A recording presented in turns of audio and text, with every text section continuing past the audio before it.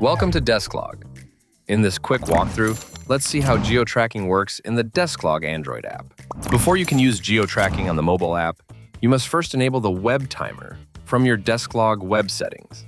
Without it, you won't be able to enable geo tracking. To enable the web timer, you should click on Settings in the left panel.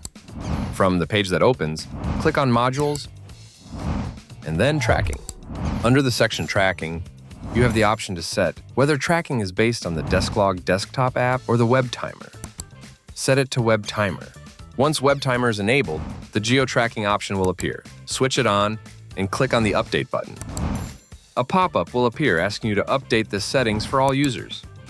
Click Confirm to start tracking location via the mobile app. Now you're all set.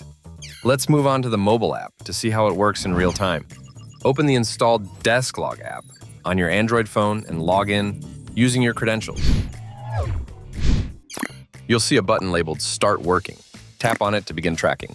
Now, a pop-up will appear, asking to enable your location. Choose precise or accurate location to make sure your position is tracked correctly. Selecting this option will lead you to location permissions. Select Allow all the time option. This setting helps Desklog track your location throughout your working hours. And that's it.